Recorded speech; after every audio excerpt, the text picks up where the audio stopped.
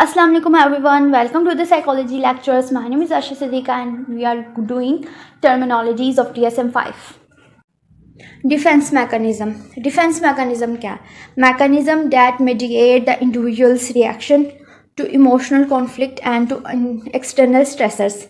ठीक है कि ये एक इंसान का मैकेनिज़्म है जो कि उसके इमोशनल कॉन्फ्लिक्ट्स और एक्सटर्नल स्ट्रेसर्स को हैंडल करने के लिए, मीडिएट करने के लिए, मतलब हैंडल करने के लिए इस्तेमाल करते हैं।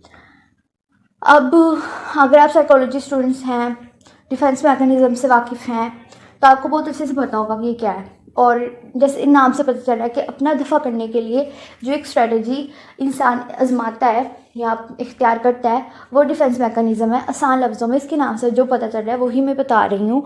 बाकी साइकोलॉजी में जो डिफेंस मैकेनिज़्म है वो प्रोजेक्शन है, स्प्लिटिंग है, एक्टिंग आउट है, इनवेरिएबिलिटी, मालअडैप्टिव, ठीक है,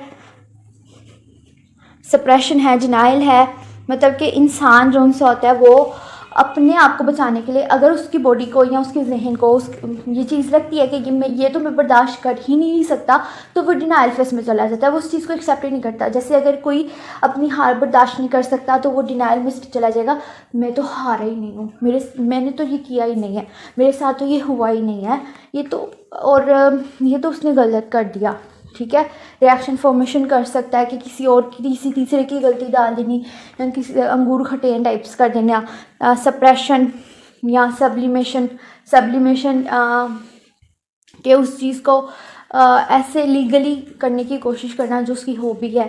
ठीक है, तो इस तरह के डिफेंस मैकेनिज़म्स होते हैं और डिफेंस मैकेनिज़्म हेल्दी भी होते हैं, अनहेल्दी भी होते हैं।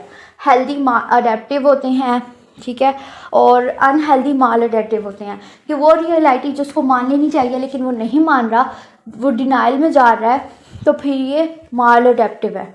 उसको कुछ चीज़ें होती हैं अच्छी होती हैं, उनको एक्सेप्ट करने लाना चाहिए। कुछ चीज़ें होती हैं जिनमें इंसान डिनाइल ही अच्छा होता है, लाइक ये मैं करने के लिए इनकॉम्पिटेंट हूँ, मैं ये नहीं मानता कि मैं ये करने के लिए इनकॉम्पिटेंट हूँ, मैं करूँगी या कर सकता हूँ क्योंकि मैं इतनी कॉम्पिटेंट हूँ कि मैं कर सकता हूँ। ऐसी कोई बात नहीं कि मैं इनकॉम्पिटेंट हूँ। अगर मैं इस तरह डिनाइल शो कर रही हूँ तो ये मेरा अडेप्टिव में जा सकता है, ठीक है। लेकिन अगर मैं डिनाइल दूसरी तरह के किसी चीज़ों को एक्सेप्ट नहीं करी, लोगों के वजूद को एक्सेप्ट नहीं करी, अपने लाइफ इवेंट्स को एक्सेप्ट नहीं करी, तो ये मेरा माल अडेप्टिव हो सकता है। तो इस तरह डिफेंस मैकेनिज़म्स जो इंसान बनाता है वो अडेप्टिव भी हो सकते हैं, माल अडेप्टिव भी हो सकते हैं, ठीक है। अब अडेप्टिव माल अडेप्टिव जो उनसे होते हैं, एक तो नेचर होगी जो भी मैंने आपको समझाई है, उसके अलावा इनकी सेवेरिटी हो गई कि सीवियरिटी लेवल कितना है डिफेंस मैकेनिज़्म का। इनफ्लेक्सिबिलिटी अगर मेरी डिफेंस मैकेनिज़्म में होगी तब भी वो माल अडेप्टिव है, ज़्यादा सेवेरिटी होगी तब भी वो माल अडेप्टिव है, ठीक है। और इन विच कॉन्टेक्स्ट दे अकर, वो मैंने आपको नेचर के तौर पे समझा दिया था किस तरह।